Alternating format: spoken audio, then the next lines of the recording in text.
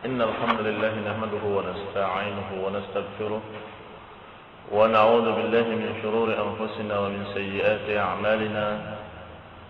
من يهده الله فلا مضل له ومن يضلل فلا هادي له، وأشهد أن لا إله إلا الله وحده لا شريك له، وأشهد أن محمدا عبده ورسوله صلى الله عليه وعلى آله وأصحابه والتابعين وتابع التابعين ومن تبعهم بإحسان إلى يوم الدين. يا أيها الذين آمنوا اتقوا الله حق تقاته ولا تموتن إلا وأنتم مسلمون. يا أيها الناس اتقوا ربكم الذي خلقكم من نفس واحدة وخلق منها زوجها وبث منهما رجالا كثيرا ونساء، واتقوا الله الذي تساءلون به والأرحام إن الله كان عليكم رقيبا. يا أيها الذين آمنوا اتقوا الله وقولوا قولا سديدا يصلح لكم أعمالكم ويغفر لكم ذنوبكم، ومن يطع الله ورسوله فقد فاز فوزا عظيما. أما بعد، فإن خير الحديث كتاب الله، وخير الهدي هدي محمد صلى الله عليه وعلى آله وسلم، وشر الأمور محدثاتها، فإن كل محدثة بدعة وكل بدعة ضلالة وكل ضلالة في النار. Ikhwani fi din, a'azakumullah, kaum muslimin yang saya hormati,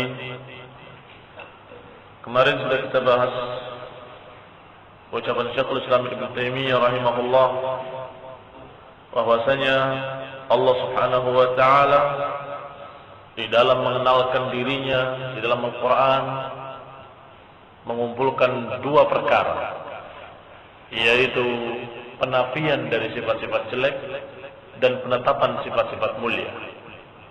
Berarti terkumpul dalam Al-Quran pengenalan terhadap Allah dengan dua cara, yaitu dengan nafi dan dengan itsbat, penafian dan penetapan.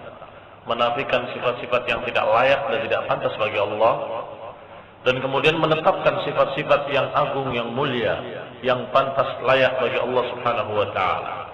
Dan kemudian disebutkan pula oleh Syekh Muhammad Khalil Harras rahimahullah bahwasanya dalam penetapan pun ada dua jenis lagi, yaitu penetapan secara global dan penetapan secara rinci. Penetapan secara global adalah seperti ucapan bahwa Allah Subhanahu wa taala yang memiliki segala pujian, segala macam sifat-sifat mulia. Dan secara rinci tentunya disebutkan satu persatunya, dan menyebutkan sifat-sifat satu persatu, menyebutkan nama-nama satu persatu dalam Al-Quran dan Sunnah. Ini tentunya sangat rinci, bahkan yang disebutkan itu bukan seluruhnya. Dalilnya adalah ucapan Allah Subhanahu wa taala, atau dalilnya adalah ucapan Allah, kalimat alhamdulillah rabbil alamin, atau kalimat walillahil mathalul a'la. Alhamdulillah rabbil alamin sudah kita bahas bahwa kalimat yang menunjukkan segala pujian bagi Allah. Berarti semua pujian, apakah kemuliaan atau kesempurnaan dalam penglihatan, kesempurnaan dalam pendengaran, kesempurnaan dalam ketinggian, kesempurnaan dalam segala sifat-sifat yang mulia, itu terkandung dalam kalimat alhamdulillah rabbil alamin. Demikian pula kalimat walillahil mathalul a'la. Dan bagi Allah permisalan yang maha tinggi. Mathalul a'la artinya semua sifat baik, semua sifat yang bagus pada makhluk, bagi Allah Subhanahu wa taala tentunya lebih-lebih lagi. Bagi Allah tentunya a'la wa a'zam. Kalau seseorang dalam keadaan alim, memiliki ilmu, itu adalah sifat mulia, maka Allah Subhanahu wa taala a'lam, maha mengetahui, alamul ghuyub, mengetahui segala yang gaib, mengetahui segala sesuatu yang belum terjadi, yang sedang terjadi, yang akan terjadi, dan yang tidak terjadi. Bagaimana kalau terjadi? Ikhwan fillah, a'azakumullah, walillahil matsalul a'la. Ini ayat-ayat yang menunjukkan dalil adanya pengenalan terhadap Allah yang secara global. Adapun secara rinci, seperti yang diucapkan oleh Rasulullah sallallahu alaihi wa ala alihi wasallam di dalam hadisnya yang sahih yang dikeluarkan oleh Imam Muslim rahimahullah dalam masalah salat, ketika Aisyah mencari Rasulullah SAW, kehilangan beliau di waktu malam, diraba-raba di kegelapan, tiba-tiba didapatkan Rasulullah SAW dalam keadaan tegak sedang berdoa. Ucapan doanya, Subhanaka la nuhsi sana'an 'alaika anta kama atnaita 'ala nafsik. Wahai suci Engkau ya Allah, la nuhsi sana'an 'alaika anta kama atnaita 'ala nafsik. Kami tidak dapat menghitung segala pujian satu persatu untukmu, sebagaimana Engkau pujikan dirimu sendiri atas dirimu. Ikhwani fillah azakumullah. Hadis ini menunjukkan bahwasanya Rasulullah SAW menyebutkan secara rinci sifat-sifat Allah, dan kemudian Allah pun menyebutkan dalam Quran secara rinci sifat-sifatnya, dan dikatakan bahwa itu pun masih ada lagi yang kita tidak sanggup menyebutkannya satu persatu. Pujian-pujian bagi Allah Subhanahu wa taala. Maka Rasulullah menyatakan, la nuhsi sana'an anta kama asnaita 'ala nafsik. Kami tidak mampu menyebutkannya satu persatu. Berarti sifat-sifat Allah sangat banyak, sifat-sifat yang mulia. Demikian pula nama-namanya. Allah kenalkan nama-namanya yang mulia, dan nama-nama Allah pun sangat banyak nama-nama yang mulia. Ketika Rasulullah SAW menyatakan dalam doanya, as'aluk bikulli ismin huwa lak sammaita bihi nafsak aw anzaltahu fi kitabik aw 'allamtahu ahadan min khalqik aw ista'tharta bihi fi 'ilmil ghaib 'indak. Hadis sahih yang diriwayatkan oleh Imam Ahmad, Imam Hakim, Ibnu Majah dan lain-lainnya, yang disahihkan oleh Syekh Al-Albani dalam silsilah al-ahadits as-sahihah. Rasulullah SAW menyatakan dalam doanya, ya Allah, aku meminta dengan memanggil namamu, nama yang engkau beri namakan dirimu dengannya, atau nama-nama yang engkau turunkan dalam kitabmu, atau nama-nama yang kau ajarkan pada hamba-hambamu, ini para rasul, atau nama yang engkau simpan sendiri di ilmu ghaib. Berarti nama-nama Allah yang tersebut dalam Quran yang diajarkan oleh Rasulullah, masih ada lagi nama-nama lain yang Allah tidak sebutkan, yang Allah simpan di dalam ilmu ghaibnya. Maka ikhwan fillah azakumullah, ini menunjukkan kalau rincian sifat-sifat Allah dan rincian nama-nama Allah tidak terbatas, sangat luas, dan kita tidak mampu menyebutnya. Rasulullah menyatakan tidak mampu, apalagi kita. Rasulullah mengatakan, la nuhsi sana'an, kami tidak bisa menghitung segala pujian bagi Engkau ya Allah. Demikian pula dalam doa tadi, aku meminta kepadamu dengan seluruh namamu, nama-nama yang engkau namakan dirimu sendiri dengannya, nama-nama yang kau turunkan dalam kitabmu, nama-nama yang kau ajarkan di dalam atau ajarkan kepada Rasulmu, dan nama-nama yang kau simpan dalam ilmu ghaib. Maka azakumullah, ini menunjukkan bahwa rincian sifat-sifat dan nama-nama Allah sangat luas, dan kita tidak mampu menyebutkan seluruhnya. Selanjutnya Syekhul Islam menyatakan, fala 'udula li ahli sunnah wal jamaah amma jaa'a bihi al-mursalun, fa innahu as-siratal mustaqim siratal ladzina an'ama Allahu 'alaihim minan nabiyyin was-siddiqin wasyuhada'i was-salihin.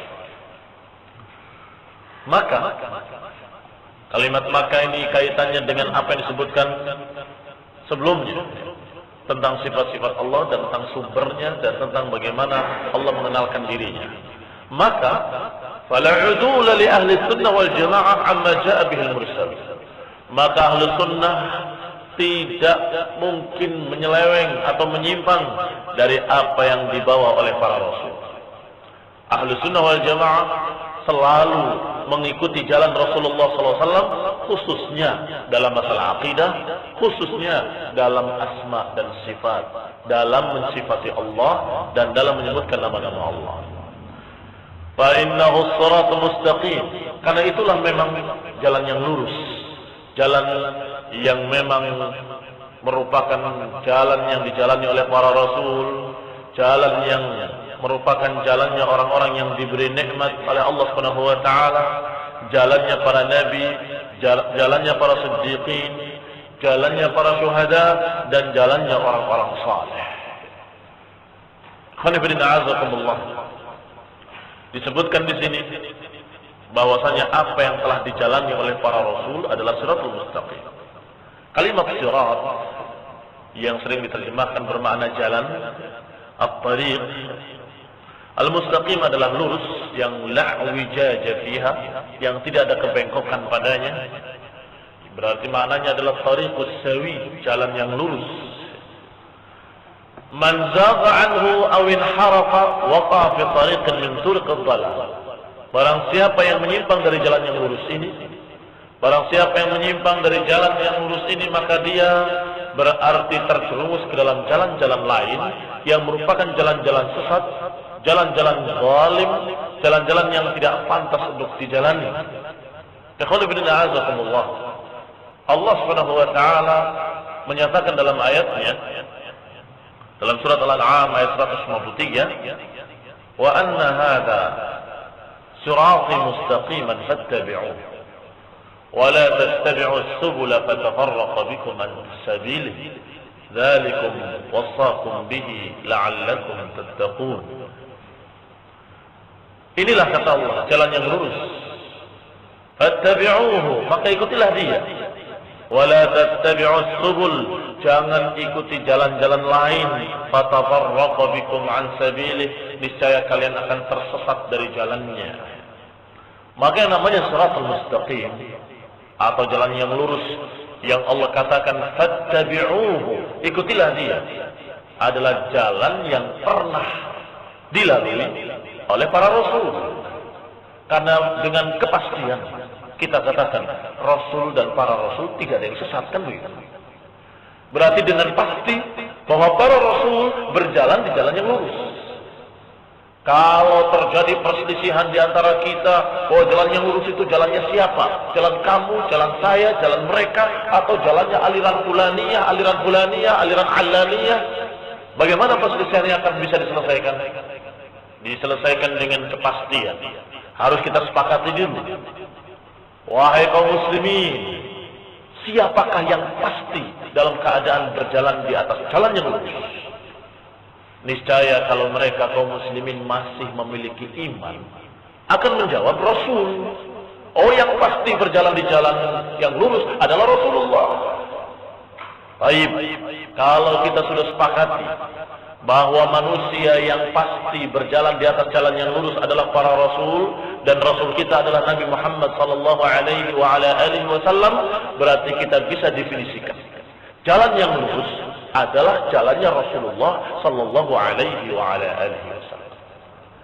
Berarti ketika kita ingin mencari jalan yang lurus, maka kita berarti mempelajari jalan Rasulullah, mempelajari jalan-jalan sunnah yang diajarkan oleh Rasulullah sallallahu alaihi wasallam.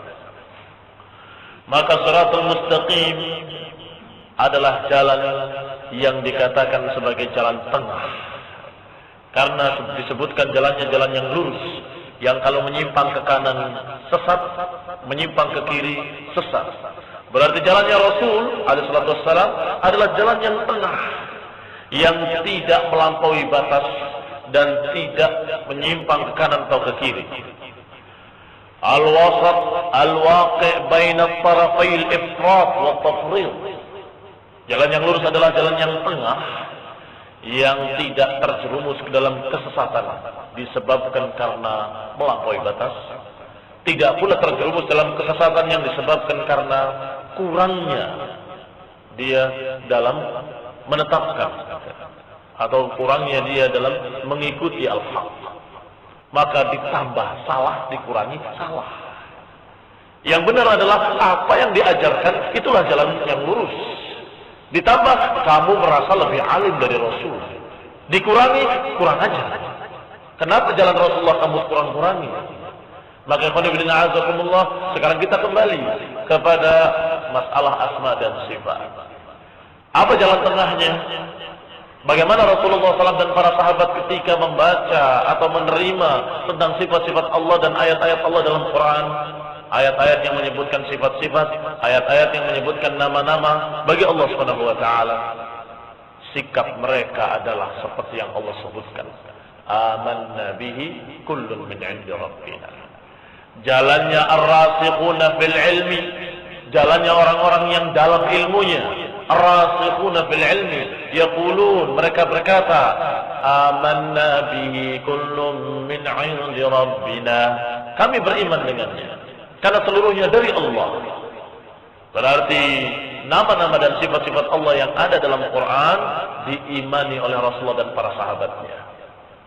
Maka yang tidak mau beriman dengan nama-nama dan sifat-sifat tadi tersesat, dan yang kemudian menyelewengkan nama-namanya dan sifat-sifatnya kepada makna-makna lain juga tersesat. Jalan yang lurusnya adalah jalan tengah tadi, menerima makna dan lafaz yang disebutkan oleh Allah Subhanahu wa taala dalam Quran. Lafaz-lafaznya diterima bahwa itu sifat-sifat Allah, makna-maknanya pun diterima bahwa itu sifat-sifat bagi Allah Subhanahu wa taala. Dan Allah tidak sama dengan makhluknya. Disebutkan bahwa kita selalu berdoa, selalu mengharap kepada Allah Subhanahu wa taala, ihdinas siratal mustaqim. Tunjuki kami ya Allah ke jalan yang lurus. Maka Allah jawab sekarang, wa anna hadza siratal mustaqiman fattabi'u. Inilah jalanku yang lurus, maka ikutilah dia, kata Allah. Setelah menyebutkan ayat-ayat yang sebelumnya, ayat 151, ayat 152, yaitu tentang perintah-perintah Allah dari awal kalimat qul ta'alu atlu ma harrama rabbukum 'alaikum alla tusyriku bihi syai'an. Diawali ayatnya dengan perintah untuk bertauhid. Marilah kemari aku bacakan kepada kalian apa yang diharamkan oleh Allah. Yang pertama adalah jangan syirik. Jangan menyekutukan Allah Subhanahu wa taala. Bertauhidlah, mengesahkan Allah. Maka termasuk tauhid dan mengesahkan Allah adalah mengimani bahwa Allah memiliki sifat-sifat yang mulia, nama-nama yang mulia yang tidak sama dengan makhluknya. Karena kalau meyakini ada yang sama dengan makhluknya atau meyakini ada makhluk yang sama dengan Allah, berarti syirik. Berarti menyatakan adanya selain Allah yang sama dengan Allah Subhanahu wa taala. Maka Allah termasuk tauhid adalah mengesahkan Allah dalam nama-namanya dan sifat-sifatnya. Dan diakhiri ayatnya dengan kalimat wa anna hadza sirati mustaqiman fattabi'u. Kalau dikumpulkan dari 3 ayat ini, 151, 152 dan 153 dari surat Al-An'am, maka kita akan dapati 10 perintah Allah yang dikatakan dengan wasaya al-ashr, wasiat yang ke-10. Kenapa disebut wasiat yang ke-10? Karena diakhiri selalu dengan kalimat wasakum. Diakhirinya 3 ayat tadi selalu dengan kalimat dzalikum wasakum bihi, dzalikum wasakum bihi, dzalikum wasakum bihi. Diawali dengan kalimat dzalikum wasakum bihi la'allakum taqilun. Yang kedua, dzalikum wasakum bihi. Demikian kami wasiatkan kepada kalian, la'allakum tadhakkarun, agar kalian ingat. Yang ketiga, demikianlah kami wasiatkan kepada kalian, la'allakum tattaqun.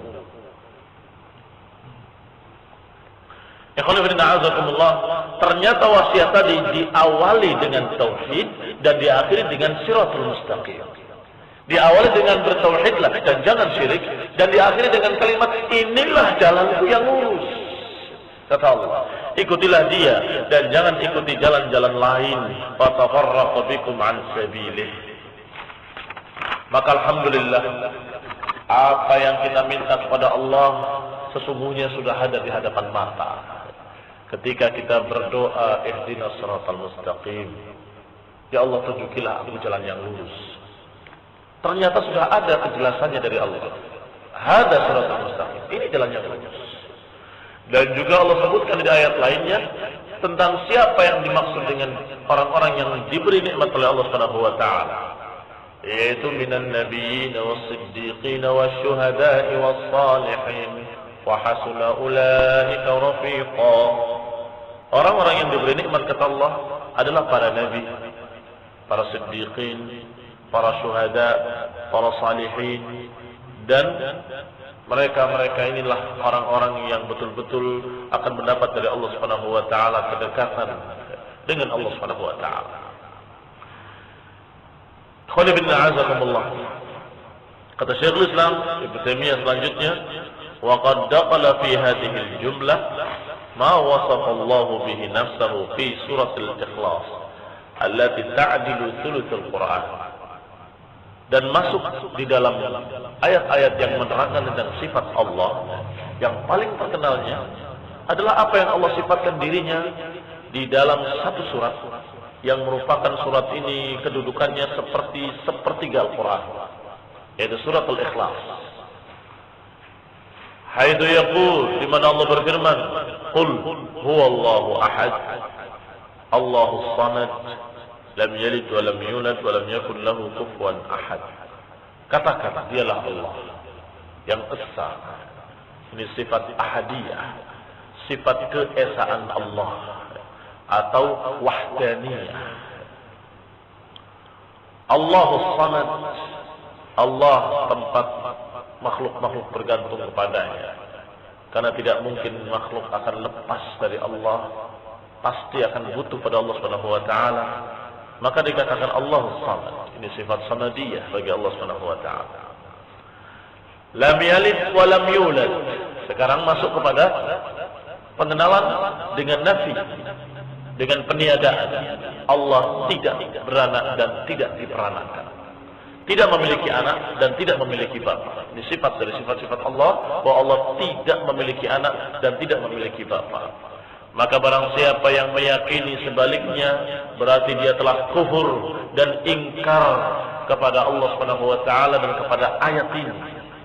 Maka ikhwan fillah azakumullah, disebutkan dalam ayat-ayat Allah Subhanahu wa taala bahwa Nasrani telah kafir dengan tegas. Laqad kafara alladziina, telah kafir orang-orang yang mengatakan annallahu wal masiihu Isa bin Maryam, yang menyatakan bahwa Isa ibnu Maryam adalah Allah atau jelmaan Allah atau Tuhan atau anak Tuhan atau salisu salas. Dalam ayat lainnya Allah katakan laqad kafara alladziina qalu annallaha salisu salas. Telah kafir orang-orang yang menyatakan bahwa Allah itu satu dari yang tiga. Ini tiga Tuhan, salah satunya adalah Allah. Ini telah kafir. Allah katakan laqad kafara. Laqad, lamnya lamut taukid, dan juga qad merupakan taukid, yang artinya penekanan di atas penekanan. Artinya sungguh-sungguh. Kalau diulang dua kali, lam dengan qad berarti maknanya sungguh-sungguh telah kafir. Maka azakumullah, para ulama menyatakan barang siapa yang tidak mengkafirkan Nasrani, maka dia kafir. Kenapa? Karena dia mengingkari ucapan Allah tadi, laqad kafara alladziina qalu annallaha salisu salas. Apa yang menyebabkan mereka kufur? Karena mereka meyakini Allah memiliki anak. Ikhwan fillah azakumullah, padahal Allah Subhanahu wa taala menyatakan lam yalid wa lam yulad wa lam yakun lahu kufuwan ahad.